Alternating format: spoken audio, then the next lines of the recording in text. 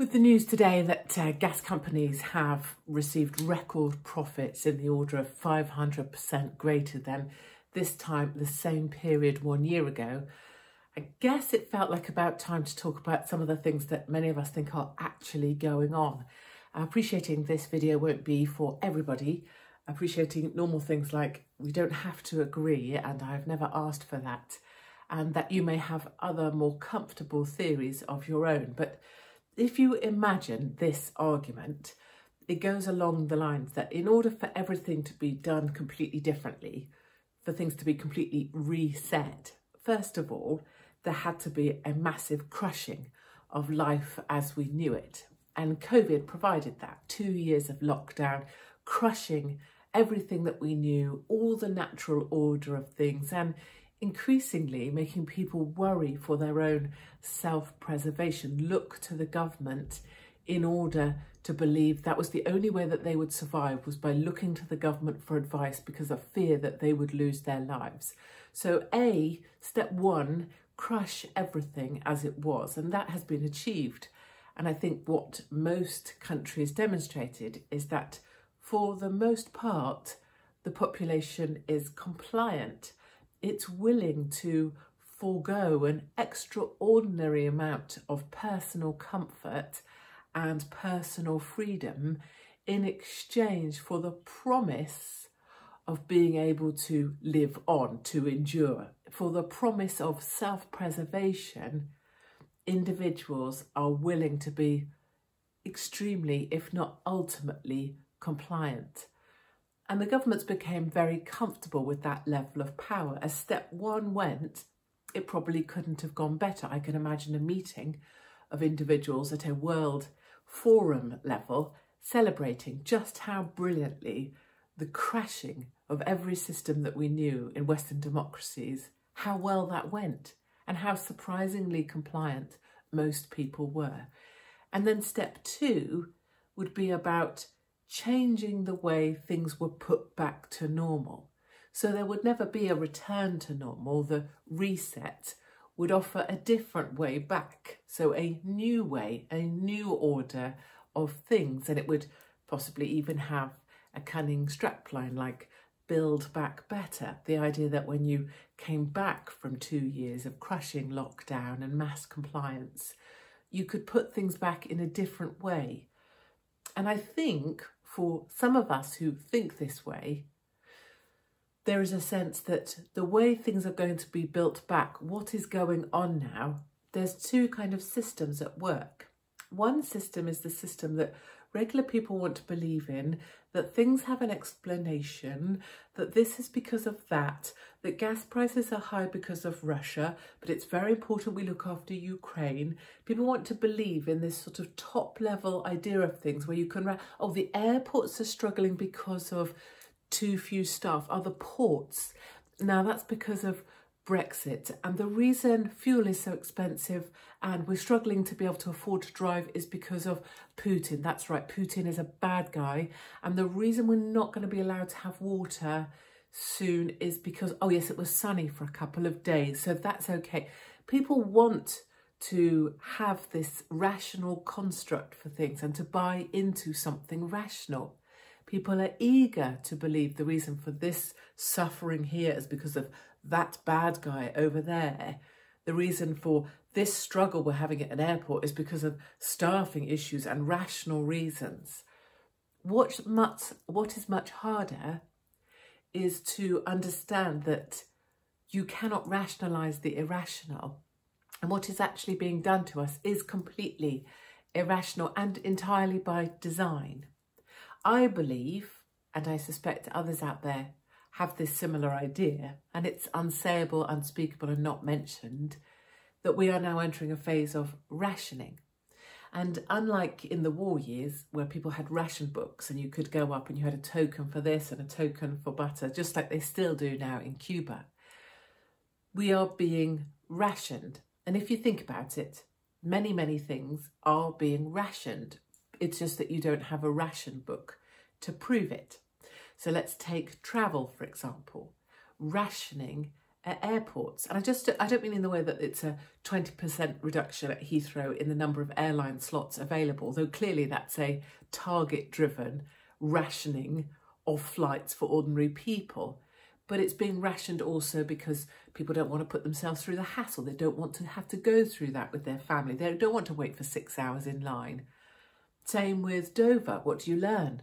You learn that, oh, I won't want to do that. I'd rather stay at home. I'd rather not have the bother. Sleep overnight in a car with my kids. I'd rather not. All the while, travel is being rationed. People are going to do it much less.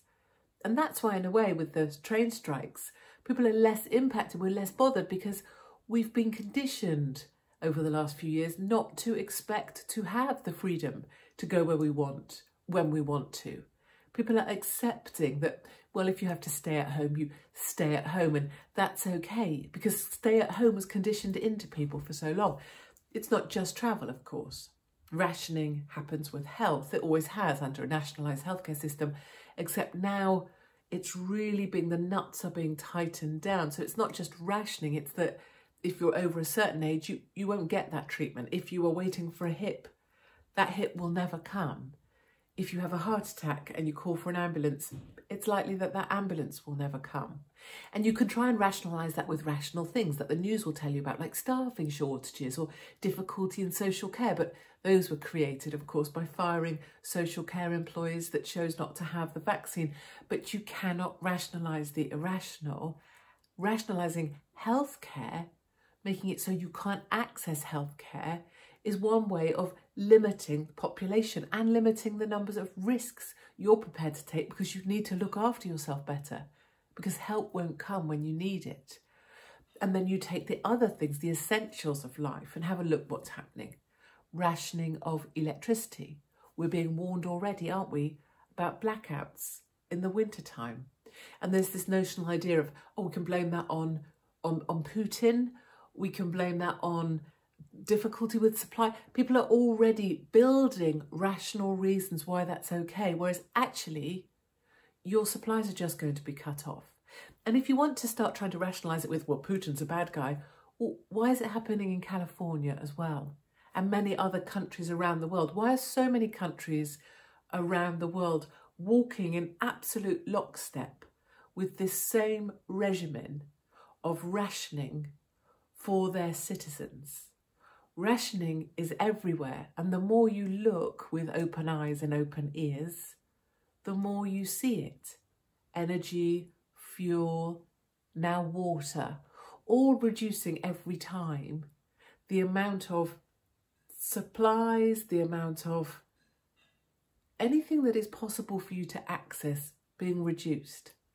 And even in Europe, where Putin hasn't actually cut off gas, European leaders have gathered together and agreed a 15% reduction in gas supplies in case Putin cuts off the pipeline, rationing gas because it's a noble effort. They've just turned off the hot water in Hanover in public buildings. So we're supposed to believe on one hand there was a health crisis and you had to wash your hands to make sure you'd be okay, but we're turning off the hot water as part of the rationing. All to reduce this sense of freedom, reduce how big your life is. And you can ask, well, where does this all end up?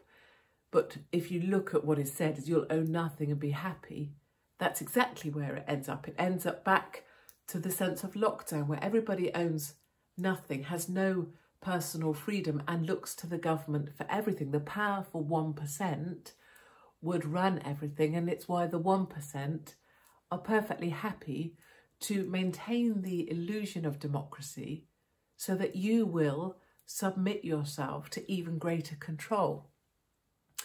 And I guess the hard thing is, if you believe, as I do, or as others might do, that this is all leading to a time when they come for your savings, they come for your freedoms to travel, to drive, to own a private vehicle. They come for your home, so you don't actually own a home. You're moved into these high-rise buildings that have been zipping up all over the place above public transport networks. You own nothing and you become completely dependent. And possibly one of the arguments that helps to illustrate that is when there are programmes of assistance being handed out, if you genuinely have nothing, typically your life is bearable or possibly financially survivable because you are given everything.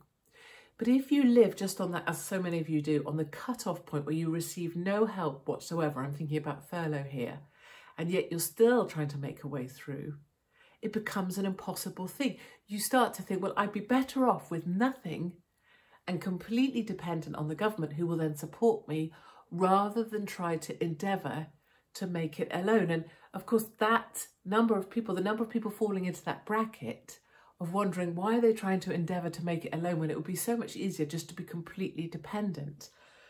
So one of the things governments rely on, and this new order of things relies on, is self-interest and self-preservation. And one of the things we know from COVID lockdowns is that the majority will work on self-interest. The majority will try and self-preserve. And it's what I've known all of my working life. Even people close to me were willing to just throw me off the cliff in order to preserve themselves. Don't say the stuff she's talking about, because they need to maintain their job with whatever employer.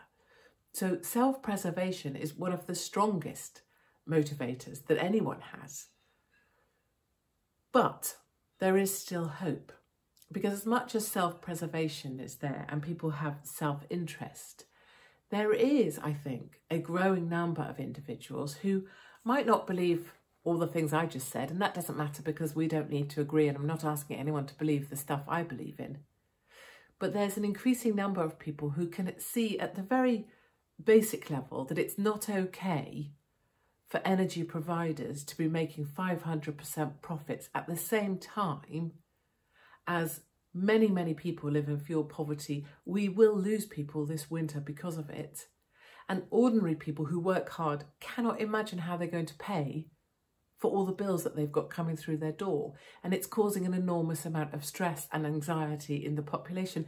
People are starting to wonder what exactly is going on. And if only 3% of our supply ever came from Russia anyway, is Russia really to blame? And was this war really about Ukraine, or was it about creating a reason to make rationing of energy and other supplies, to make that seem okay for people, to give them a story to believe in? Because everybody wants to believe in a story, because nobody wants to think that this could be happening to them, that we are being done to, that we are being pushed to a place where we'll own nothing and be entirely dependent on the 1% telling us what to do.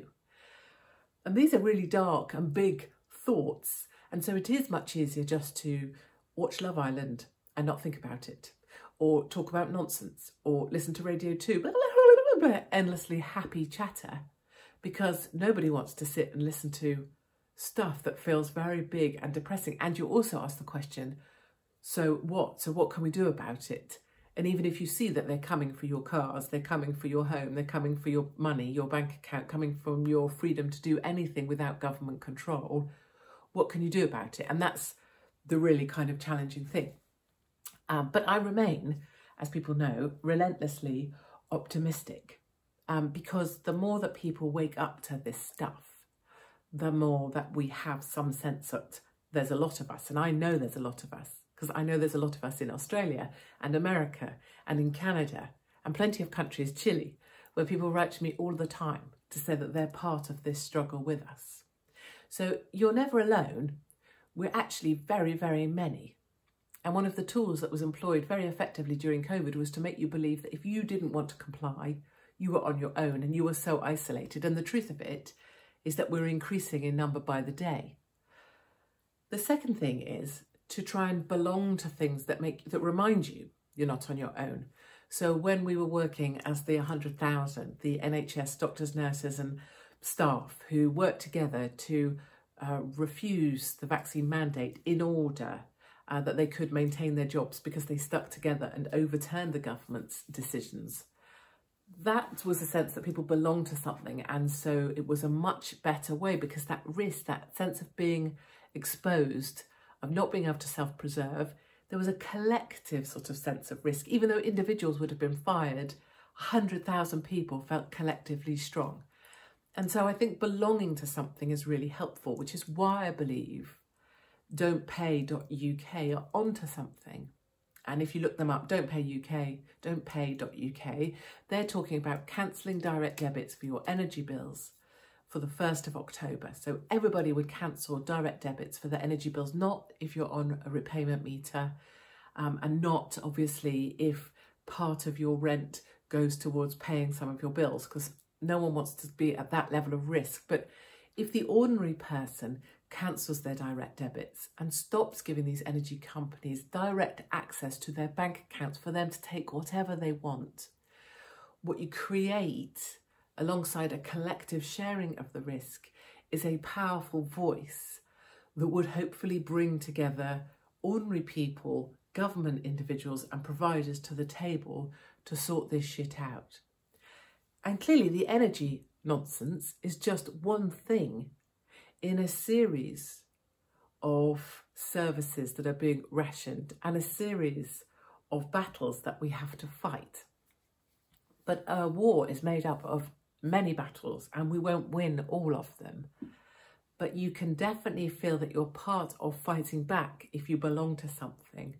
And don'tpay.uk looks like the closest thing I've seen to belonging to something where you can, even if you're on a repayment meter so you can't cancel a direct debit, you can have flyers and you can give them out. If they can achieve 1 million people signed up, that is a massive bargaining chip in terms of bringing people to the negotiating table to say that we can't have this energy cap being lifted. We can't have energy companies having 500% uplift in their profits while ordinary people freeze to death in their own homes or are worried about trying to feed their family. That can't be allowed to continue.